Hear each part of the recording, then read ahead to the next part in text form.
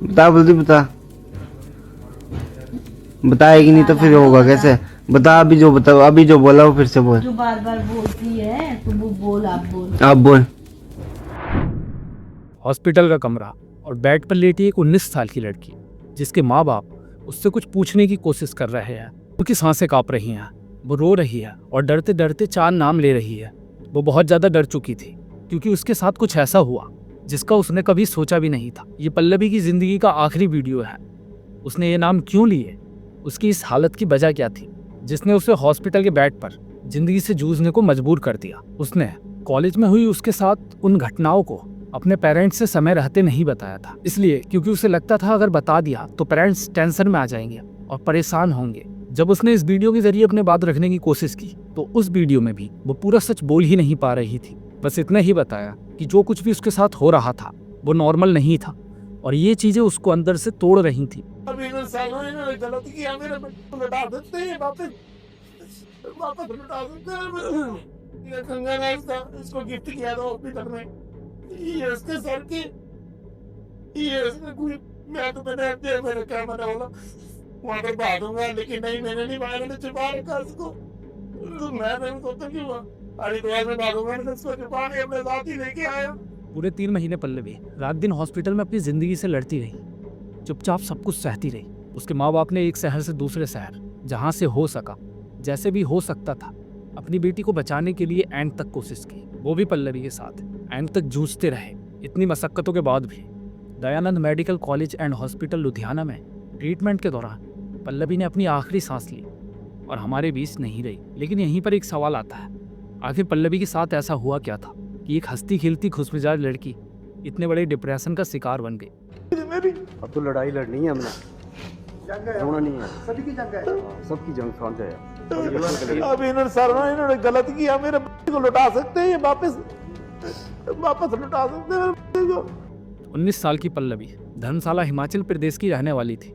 उसको dancing, painting और singing का बहुत शौक था, जिससे ये साफ दिखता था कि वो एक मल्टी टैलेंटेड गर्ल थी।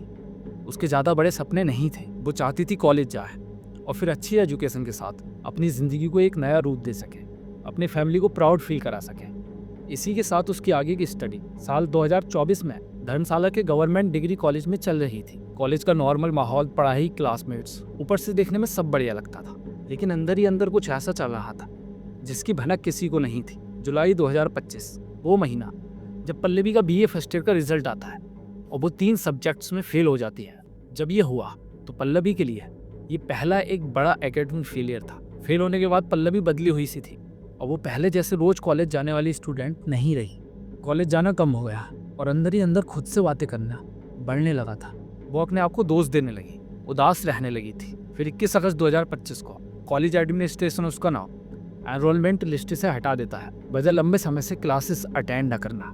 ये एक बात जो पल्लवी के लिए और ज़्यादा भारी बन गई थी। एक तरफ फेलियर का बोझ था और दूसरी तरफ कॉलेज से नाम कटने का दर्द। और यहीं से पल्लवी का प्रेशर सिर्फ एकेडमिक नहीं रहा, वो मेंटल और इमोशनल भी हो चुका था। लेकिन इतना कुछ होने के बाद भी उसने हिम्मत नहीं हारी। वो पूरी शिद्दत के साथ अपने फ्यूचर और पढ़ाई को वापस ट्रैक पर लाने की उम्मीद से जब दोबारा कॉलेज जाने का मन बनाती है और सितंबर 2025 को जब पल्लवी एक बार फिर कॉलेज में जाती है एक रिक्वेस्ट लेकर अपना रीएडमिशन कराने के लिए। लेकिन तब पल्लवी को क्या पता था कि जिस कॉलेज से उसने अपने सपनों की नींव खड़ी की थी वहीं से उसकी ज़िंदगी अंधेरे की तरफ चली जाएगी। सितंबर से सिर्फ स्ट्रगल ही नहीं बढ़ा था, बल्कि कुछ ऐसा शुरू हुआ जो कभी शुरू ही नहीं होना चाहिए था। और फिर यहीं से रैगिंग का सिलसिला शुरू होने लगता है और फिर धीरे धीरे ये चीज़ बढ़ने लगती है। पल्लवी के कॉलेज की 3 सीनियर लड़कियाँ हर्षिता, आकृति और कोमलिका उसकी रैगिंग शुरू करती हैं, जिसके चलते वो उसे अलग अलग चीज़ों के साथ तंग करती हैं। उसके शरीर के साथ कुछ चीज़ें अजीब होने लगी थी, जिनके होने से पल्लवी पूरी तरह टूट चुकी थी। हम सबको पता है कॉलेज में कुछ स्टूडेंट्स ऐसे होते हैं जिन्हें सिर्फ पढ़ाई से मतलब होता है, तो वहीं कुछ स्टूडेंट्स ऐसे भी होते हैं जिनको कॉलेज में पढ़ाई से तो इतना मतलब नहीं होता, बल्कि वो पढ़ने वाले बच्चों का भी जीना हराम कर देते हैं। और यही पल्लवी के साथ हो रहा था। उसको अलग अलग तरह से तंग किया जाता और ये चीज़ बढ़ती जा रही थी। फिर एक दिन पल्लवी के साथ जब ये चीज़ हद से ज़्यादा हुई और उससे बर्दाश्त नहीं हुआ, तब उसने अपने पिता को कॉल किया और बताती है उसकी सीनियर्स ने उसको कॉलेज में बहुत मारा है। पल्लवी के पिता उसके छोटे भाई को कॉल करके उसे घर ले आने के लिए बोलते हैं। उसका छोटा भाई जब कॉलेज पहुंचता है तो पल्लवी कॉलेज के बाहर रो रही थी। पल्लवी का भाई उसको घर ले आता है। जब उसके पिता उससे पूछते हैं क्या हुआ तो वो बहुत डरी हुई थी और बताती है मुझे कॉलेज नहीं जाना, वहाँ बच्चे सही नहीं हैं। फिर अगले दिन पल्लवी को बहुत तेज बुखार आता है और यहीं से पल्लवी की हालत बहुत ज़्यादा बिगड़ती जा रही थी। पहले पल्लवी के पिता उन 3 लड़कियों के खिलाफ किसी भी तरह की कंप्लेंट ये सोचकर नहीं करते कि वो भी किसी की बच्ची हैं, उनका भी करियर ख़त्म हो सकता है। लेकिन जब इस वीडियो में पल्लवी खुद से ही बता रही होती है कि कॉलेज के ही एक प्रोफेसर अशोक को गलत जगह छूते थे, पीछे पड़ जाते थे और अजीब अजीब हरकतें करते थे। अशोक कुमार जो सिंपल सा दिखने वाला एक प्रोफेसर सारा दिन बच्चों को स्टडी करवाता, पल्लवी बताती है उसके साथ उसने भी कुछ गलत करने की कोशिश की और बार बार उसे तंग करता था, जिसके चलते ना चाहते हुए भी पल्लवी ये सारी चीजें सहती रही। कौन सा सर का नाम क्या है? सर का नाम अशोक सर था। क्या बोला था अशोक सर ने?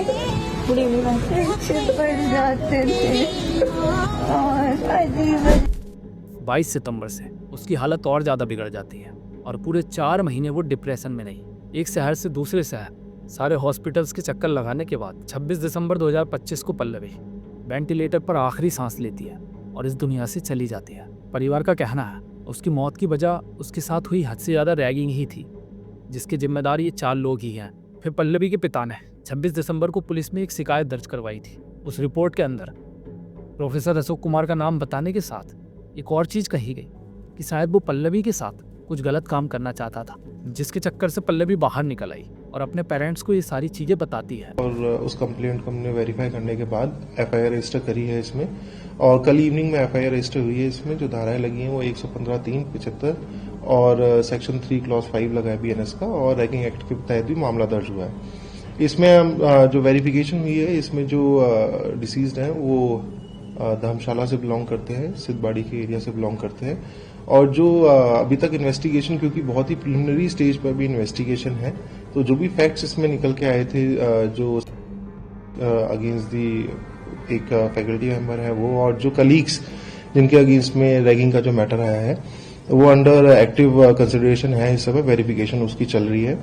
और जैसे कि जो 20 तारीख वाला जो मैटर हमें रिपोर्ट हुआ था, वो सीएम हेल्पलाइन से रिपोर्ट हुआ था, हमने उसकी भी जब छानबीन करी तो उसमें जो जैसा जो इंसिडेंट था उसमें उस समय वो नहीं इंक्लूडेड था। तो अभी ये मैटर ऑफ वेरिफिकेशन है कि 20 तारीख की जो कंप्लेंट की जो 26 दिसंबर के 2 दिन बाद 28 को पल्लवी की ये वीडियो बाहर आती है और सोशल मीडिया पर सर्कुलेट हो जाती है। इसके बाद पुलिस ने इन 4 लोगों पर केस फाइल किया और आगे की इन्वेस्टिगेशन शुरू हो जाती है, लेकिन अभी भी इनको कोई सख्त सजा नहीं मिल पाई है। इस वीडियो को बनाने का मेरा मकसद था कि बहुत बार पेरेंट्स को भी इतने अच्छे से नहीं पता होता। पल्लवी के पेरेंट्स चाहते हैं कि उनकी बेटी के साथ जिन लोगों ने गलत किया उन्हें जल्द ही सजा मिले, ताकि आगे किसी और बच्ची के साथ ये ना हो। वीडियो को शेयर करें ताकि हम सब लोग पल्लवी के जस्टिस की डिमांड कर उसे इंसाफ दिला सकें, और साथ ही ये भी समझ सकें कि बहुत बार कुछ परेशानियां ऐसी भी हो सकती हैं जो हमें नॉर्मल ही लगती हैं।